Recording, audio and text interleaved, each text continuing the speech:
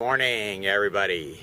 It's about 7:30 in the morning, Tuesday, May 19th, 2015.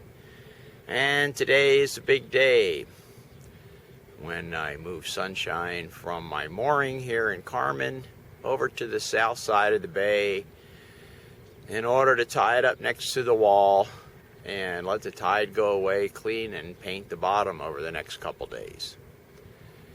Anyway, it looks like a beautiful day for it. Not much breeze. Already quite hot. The sun is burning me here. And inside the harbor, Carmen Bay here, it's quite calm. The water is almost like glass. Just a very small amount of ripples from the light southeasterly breeze blowing. And the pier, with the big LCT and the small LCT, two of the ferry boats that operate between here and Ormoc and Leyte. Beautiful morning, very calm. Carmen Business District. Not going to turn too much farther to the right there because the sun is just burning away. I can get about that far.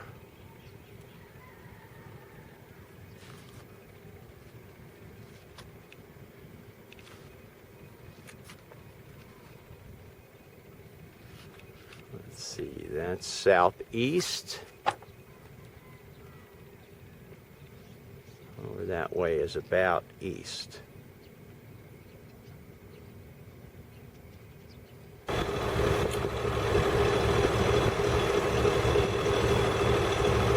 Here it is about 9:15 in the morning, heading over to the south part of the bay.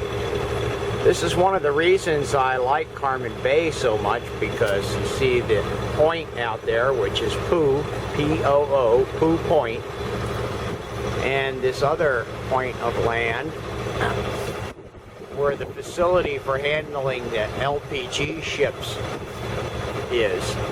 That narrow little opening is the only opening into the bay, and that's generally southeast. Southeast winds here are not too prevalent and rarely ever strong. So that's one of the reasons Carmen Bay is so handy for sailors, because it's very well protected, just this one narrow opening. There's one of the bamboo stakes that is a channel marker. And over on this side, there's another one. And there's a couple more way out there in the distance. One or two of these has little flashing lights on them, LEDs. But for the most part, they're difficult to see at night when coming in from offshore. Off the end of the point where the gas dock is, you can see this reef that's barely awash. And it extends out this way for a fair distance, but is clearly marked by two bamboo stakes. There's one,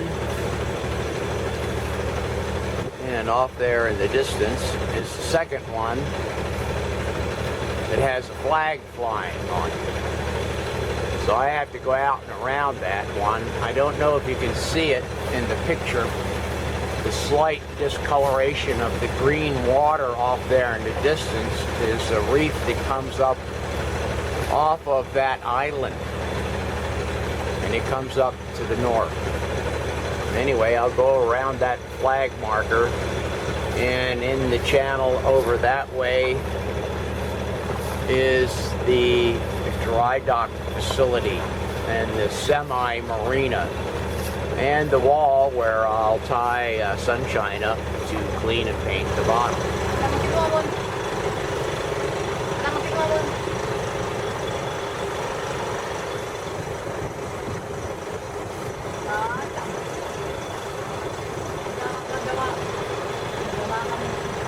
Here we we are. There's the wall. There's a little restaurant and workshop. Got to wait about another half an hour for the tide to come up a little bit more so I can get in there.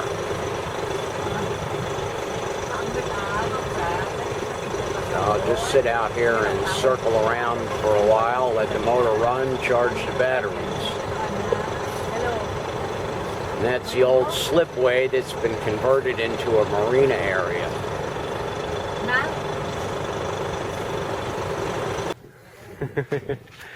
There's Judith taking simple pleasure in helping out a local fisherman. That nice fellow over there. He strung his net out here earlier today and bagged a pretty good catch. This, of course, is where drying out sunshine. Okay, sweetie, let's see your monster catch. Wow, that's a big one. That ought to feed both of us for 2 days.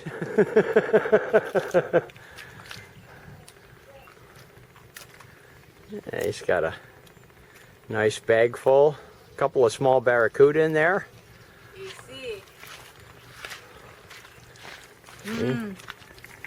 Look at that, folks. Fresh from the sea. There's the barracuda. Yeah. Oh, he tried to escape.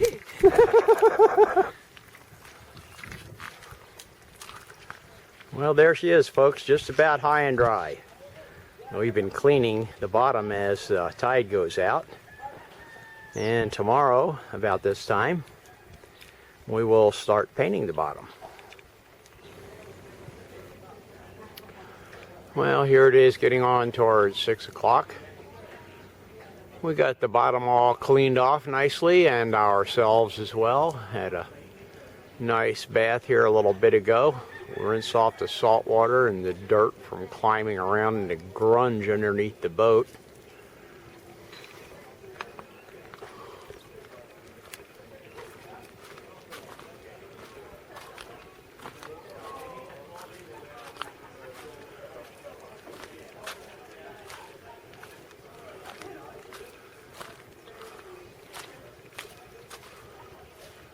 So now the bottom's all nice and clean. The black stuff that you see on there is previous bottom paint. And the gray areas where the bottom paint's been scrubbed completely through down to the undercoat, which is an epoxy sealer coat to seal the hull from water penetration. Anyway, it's a pretty beautiful evening. It's cooled off a little. Fortunately, it was hot today, but being in water for most of the afternoon while cleaning the bottom as the tide went out, kept it from getting too uncomfortably hot.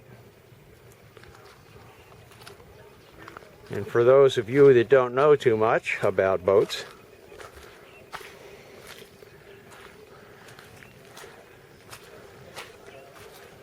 in the back here, underneath,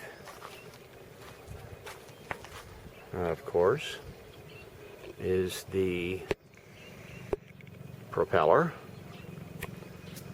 and the strut that helps to support the prop shaft, and those gray looking things are pure zinc that are put on to help prevent damage to the metal by electrolysis. And the main rudder and the other rudder behind that is auxiliary rudder. That's on the boat to use with the wind vane self-steering and also my autopilot, so I can get the boat to steer itself by the apparent wind direction or to a compass course. That way I don't have to man the helm continuously, which would be absolute insanity on an ocean passage of many days. Anyways, quite a nice day. There's the first mate.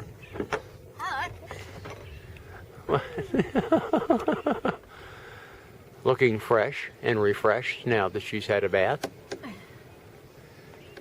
So, hopefully by about this time tomorrow, we will have gotten all the new bottom paint on And the day after that, at high tide again, we'll be able to float off, which will be somewhere around noon, and go back to the mooring. Say hi. Hi. I'm tired. I'm tired, she says. Well, she worked hard today helping me scrub the bottom. I'm pretty pooped myself. Here it is, bright and early Thursday morning. Sun's just coming up. This is Thursday morning, the 21st, and the bottom job is done. Just have to wait for the tide to come in so we can float away.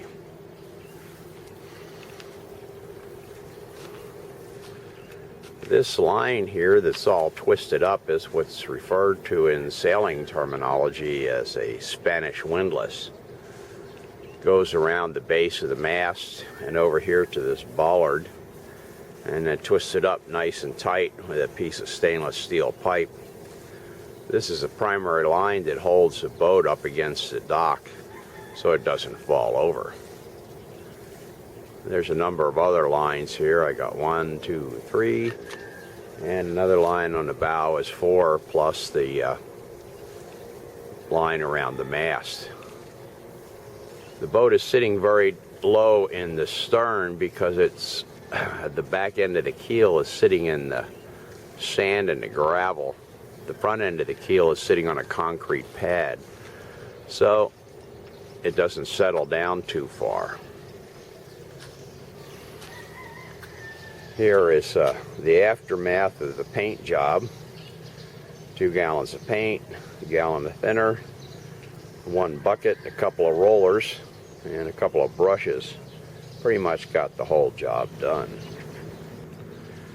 And there is Sunshine with her new coat of bottom paint. You can see the water is around the base of the keel and just touching the bottom of the rudder.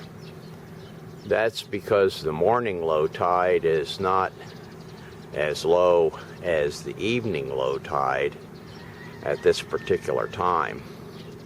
It's also one of the problems is painting that bottom 3 or 4 inches of the keel is always a chore because it's sitting down in the muck and it's the last thing to dry out. So once again, I was unable to get a really good coat of paint on the bottom 2 inches or so, and on the very bottom of the keel itself because the boat's sitting on that.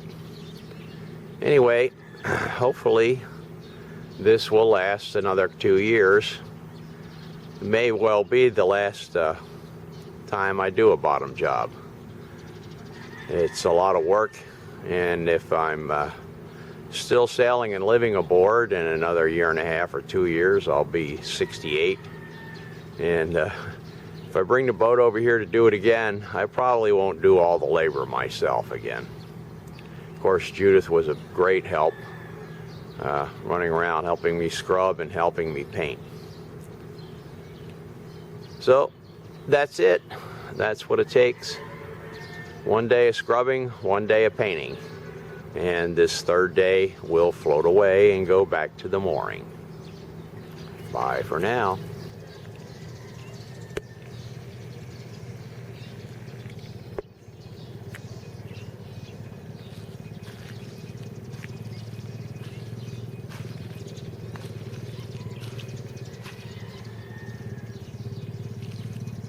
Lots of little hermit crabs out here.